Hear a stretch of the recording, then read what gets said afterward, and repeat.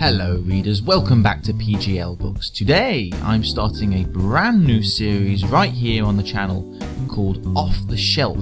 This is going to be a vlog, is that the right word? I don't know. It's a verbal blog. If you've been following me on my PJL Books website, you'll know that I keep a blog called On Writing, which are my thoughts and ramblings on the writing process itself. So this is going to do pretty much the same thing. Maybe it might replace the blog at some point, I don't know, we'll see. But it's going to be very similar. I'm going to just talk about the writing process, my thoughts and ideas on what it means to write and ideas on good writing. Don't take this as gospel, these are just my ideas, and I do tend to ramble, you may have noticed, so if I repeat myself or if I say contradictory things, surprise surprise, I'm a human with opinions, yes. So, let's kick things off. Today I'd like to talk about a topic, writing solo. Seems a bit of a moot point really, writing solo, you'd think that's the whole thing, but if you think about it, it's very unique in that regard, writing. Any other type of entertainment out there aside from books, movies, music, TV, stand-up comedy in some respects, it's all a collaborative effort where you have a very obvious team behind who made it. By the end of the show, there's a rolling of credits. Whereas when you pick up a book, in most cases you pick up a book and the author that is printed on the front is responsible for 90% upwards of the work that you see there. That's pretty incredible when you think about it, because a book can sustain you for entertainment for days, sometimes weeks. And I mean, of course, there's other people in the process to a lesser extent, editors, publishers, but the actual creative process, what you see, what you read as a reader, has all been created by one person. That's fascinating. Now, I know there's, of course, loads of exceptions out there. Books written by 2 or plus readers, writers, yes. There you go, there's proof I don't edit these things. 2 writers, or in non-fiction cases, there's lots of great non-fiction out there which is written by a team of writers. But in the typical, stereotypical regard, you've got the writer who works in the shed, working on a singular project on their own.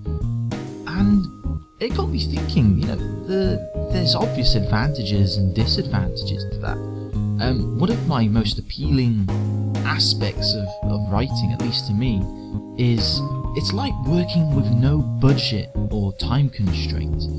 And what it means is that you have complete and utter control over your own creative process. That is really nice. You pick up a pen and paper and you can just simply write whatever the hell you want, and you don't have to answer to anyone, unless you have a book contract and you need to have a book published by October.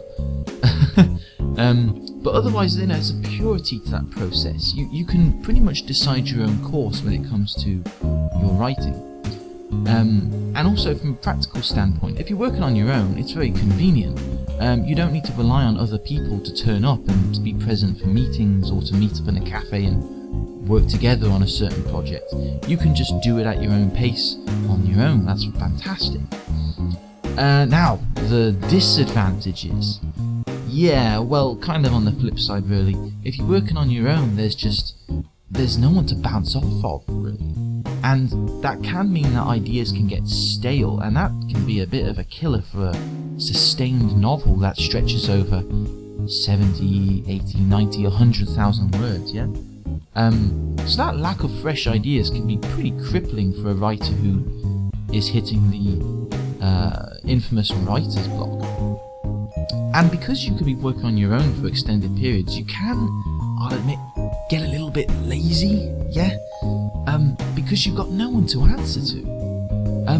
There aren't going to be regularly scheduled meetings, you're not particularly responsible for anyone. And yeah, I think that's also the downside of that whole idea that writing a book is like not working with any budget or time constraints, is you don't have that sense of urgency or responsibility. Because you've got no one to answer to, you've got no one to answer to. I mean, maybe it's different for large authors, especially large authors that have a regular book coming out each year, or have a dedicated fan base.